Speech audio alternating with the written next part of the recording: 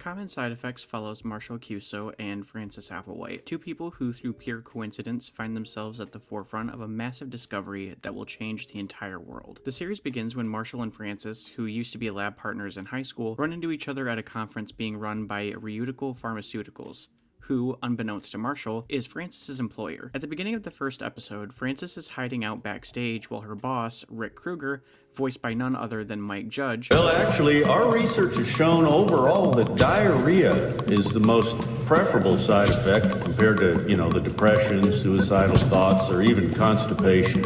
Okay? Man's a Q&A segment. Marshall inadvertently gets Francis's attention when he approaches the microphone and asks pointed questions that almost immediately result in him being thrown out of the conference. Francis removes her company ID badge and follows Marshall outside. Francis tries to talk with Marshall and catch up, but he seems incredibly preoccupied with his surroundings. The two eventually sit on a park bench, and Marshall, clearly struggling with something, asks Francis if he can show her something. Clearly a bit uncomfortable but curious, Francis says yes. Marshall then delicately scoops up a pigeon from the ground and snaps its neck, much to Francis's horror. And look, I get it. Because if I had a nickel for every time I ran into someone from high school and they asked if they could show me something, only for them to stare blankly as they snapped the neck of a small animal, I'd have 2 nickels, which isn't a lot, but it's weird that it's happened twice. Marshall calmly tells Francis to wait before gently placing a piece of a blue mushroom into the pigeon's mouth. Within seconds, the pigeon takes flight from Marshall's hand like nothing ever happened. Marshall explains to the awestruck Francis that while on an expedition in Peru, he discovered a mushroom that acts as a panacea, a cure to any ailment or sickness. Francis, while astounded and speechless for what this could mean for the world, is also skeptical that this mushroom is truly capable of what Marshall says it is. After Francis takes an urgent phone call from Rick and leaves Marshall alone, he begins to grow so paranoid about his surroundings that he runs away. Meanwhile, the DEA, who has been heavily monitoring Marshall's whereabouts, deploys agents Capano and Harrington. Shake, shake, shake, Sinora, shake it all the time.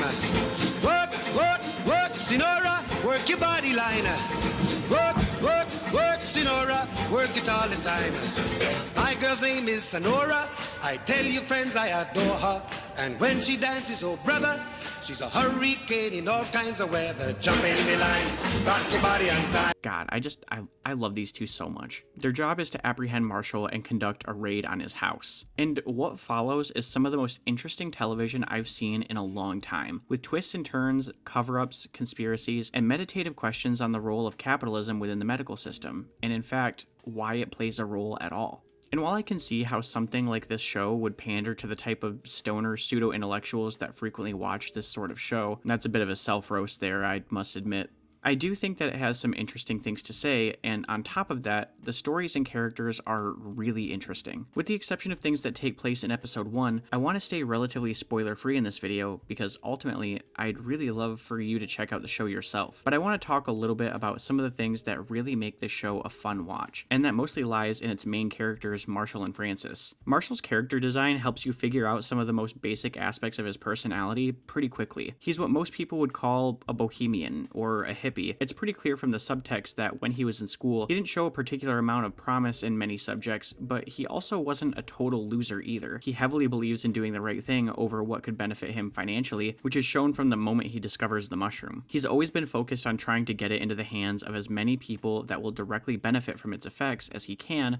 without any concern of payment, benefit to himself, and sometimes even without concern for his own safety. I also really appreciate that Marshall is shown to be intelligent and knowledgeable, but not like TV intelligent. I don't know about you guys, but I'm growing increasingly tired of the TV trope of incredibly intelligent people being different from regular people in bizarre ways that make them insufferable to be around for the other characters. For the most part, Marshall is a genuinely nice guy who is incredibly knowledgeable on mycology, chemistry, and a few other odds and ends. But when he works with or talks to other people about subjects he's knowledgeable on, he doesn't talk down to them or make them feel inferior, provided he isn't in the midst of being chased down by one of the dozens of people or organizations currently after him. He takes the time to educate and explain, and is both humble enough to admit when something is outside of his knowledge and persistent enough to try and find an answer. Moving on to Frances, I also really like her character, and as a matter of fact, while I like Marshall more as a person,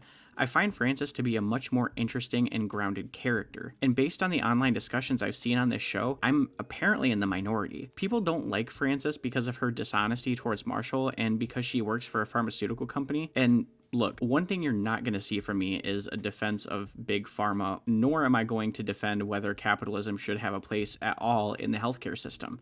It absolutely shouldn't. But I also think that Frances's internal conflicts and the mental gymnastics that she does to try and convince herself that what she's doing isn't that bad is what makes her so interesting. And in reality, it makes her a more real person. As much as I believe that I would behave in the same way as Marshall if I had access to this mushroom, I would be lying if part of me wouldn't be looking at it from Frances's perspective. She's looking at this situation purely from a utilitarian perspective. I don't doubt that she wants to take care of everyone and make sure that people have access to the mushroom, but she also wants to make sure that she's taken care of and that she won't need to worry about her financial situation, which, as we've been shown, is pretty tenuous given the fact that she needs to pay for specialized full-time care for her mother.